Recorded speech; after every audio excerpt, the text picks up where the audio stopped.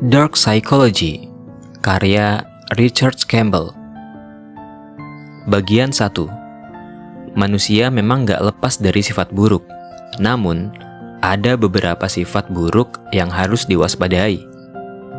Di dunia ideal, yang penghuninya hidup rukun dan makmur, orang akan saling menjaga dan gak pernah berpikir untuk memanfaatkan orang lain demi kepentingannya sendiri. Tapi sayangnya, kehidupan nyata nggak seindah itu. Banyak orang yang tak selalu sama seperti apa yang mereka tampilkan. Beberapa orang bahkan dengan sengaja menjadikan orang lain sebagai mangsa untuk mewujudkan keinginannya. Perilaku tersebut kaitannya dengan sifat pembohong, tukang manipulasi, bahkan psikopat. Alangkah baiknya kalau kita tahu ciri-ciri sifat tersebut. Coba deh, kamu pernah nggak kamu punya firasat dan pikiran buruk sama orang yang hubungannya sudah dekat banget sama kamu? Lalu bagaimana kamu menghadapi orang-orang semacam itu?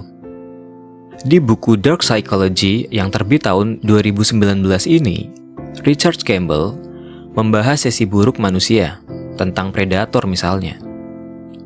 Predator adalah jenis manusia yang nggak mengenal empati ataupun memikirkan keadaan orang lain. Penulis juga merangkum pengetahuannya tentang Dark Triad atau 3 sifat buruk manusia dan bagaimana cara kita menghadapi orang-orang dengan sifat buruk tersebut. Dengan mendengarkan audiobook ini, kamu bisa tahu tentang perilaku orang-orang manipulatif dan penjabaran tentang Dark Triad, bagaimana orang-orang bisa melakukan pencucian otak, dan perbedaan orang psikopat dan sosiopat. Kamu juga akan belajar bagaimana melindungi dirimu sendiri dari manipulasi dan tipu muslihat orang yang berniat jahat. Sekaligus belajar beberapa trik membujuk yang oke banget buat diterapkan. Bagian 2. Mengenal rangkaian kepribadian gelap bernama Dark Triad. Dark Triad adalah rangkaian 3 sifat kepribadian yang sangat buruk, yakni narsisme, Machiavellianism, dan psikopati. Apa perbedaannya? Narsisme adalah kekaguman pada diri sendiri secara berlebihan dan obsesif. Orang yang narsistik merasa lebih unggul daripada yang lain, dan seringkali merasa berhak mendapat segalanya. Mereka ingin menjadi pusat perhatian dan suka mengendalikan keputusan atau situasi. Mereka selalu menginginkan kesempurnaan, baik untuk diri atau untuk pasangan mereka. Mereka percaya kalau mereka punya hak atas kehidupan pribadimu. Jadi, mereka nggak mengenal konsep batasan privasi, dan mereka juga nggak mau menghormatimu.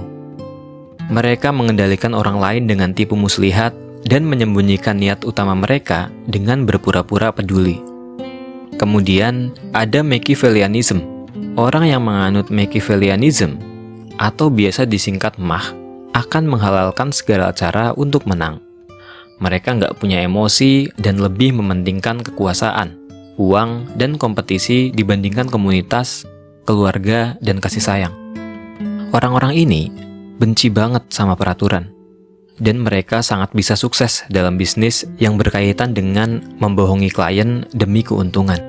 Mereka sangat oportunis, susah didekati secara emosional, dan cenderung sangat aktif dalam hal seksual, terutama dengan orang yang nggak begitu mereka kenal. Mereka ingin ditakuti dan dihormati, bukan dicintai. Terakhir, ada psikopati. Psikopati pada dasarnya nggak memiliki kepekaan terhadap orang lain. Para psikopat adalah orang yang berani, nggak punya rasa takut, impulsif, dan kejam. Mereka cenderung suka mengambil resiko dan nggak begitu punya tujuan jangka panjang. Mereka hidup dengan masa sekarang dan seringkali takut akan komitmen. Tes Dark Triad dilakukan untuk mengukur nilai ketiga perilaku ini pada diri seseorang. Tes semacam ini biasanya digunakan dalam bidang hukum dan peraturan perusahaan. Isinya meliputi berbagai pertanyaan tentang perspektif orang tersebut terhadap kehidupan, kematian, dan interaksi sosial. Namun, hasil tesnya juga nggak bisa dipastikan, karena orang-orang ini cenderung berbohong agar membuat diri mereka lebih baik daripada aslinya.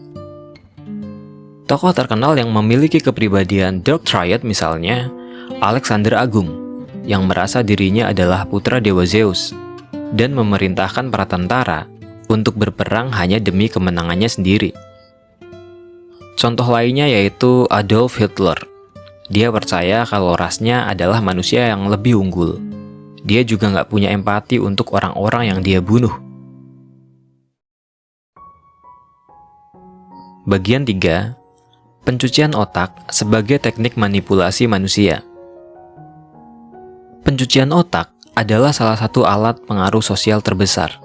Teknik ini sering banget dipakai oleh tokoh-tokoh politik dan agama yang berusaha menarik orang-orang yang naif dan mudah diatur. Tujuan pencucian otak adalah melepaskan identitas korban, sehingga mereka mudah dihasut. Pencucian otak dilakukan dalam 3 tahap utama. Predator pencuci otak memulai aslinya dengan membuat para korban ragu akan identitas mereka sendiri. Biasanya, mereka melakukannya dengan membuat korban merasa bersalah, dengan berpikir bahwa mereka nggak cukup baik. Lalu korban akan mengkhianati diri sendiri, dan puncaknya, mereka kehilangan kesetiaan pada orang yang dicintainya, dan membuat mereka merasa sebagai orang jahat.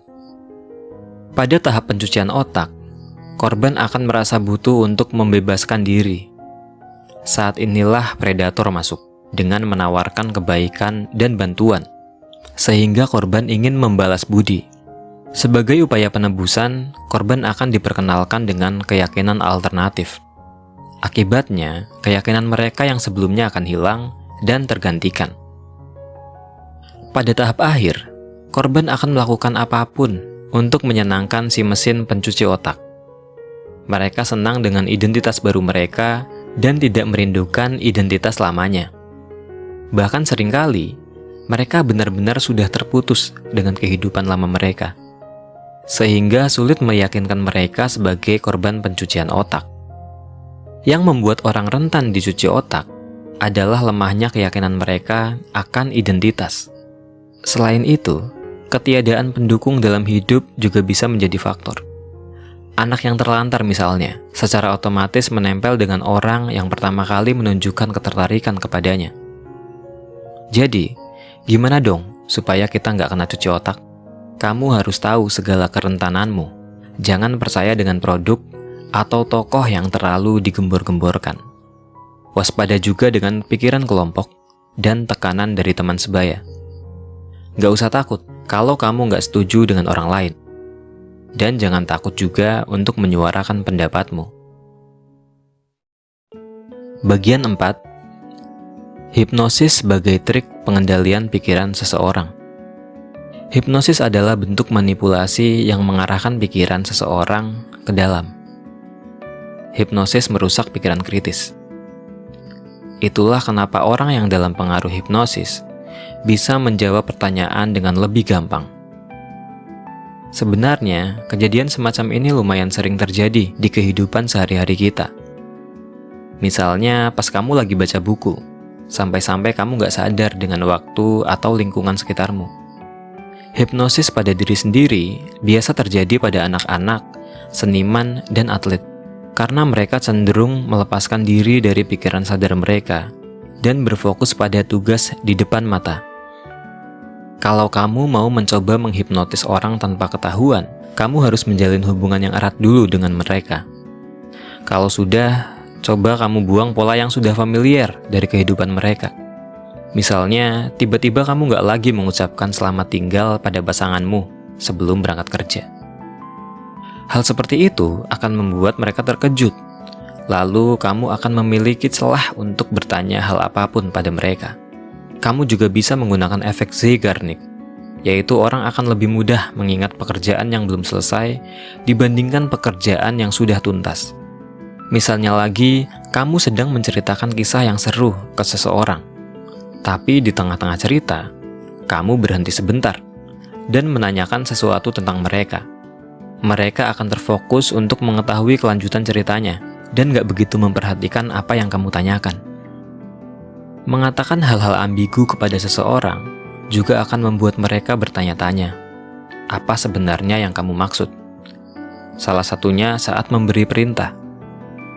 Contohnya, kamu bisa dengan mudah meminta tolong untuk melakukan sesuatu menggunakan kalimat negatif.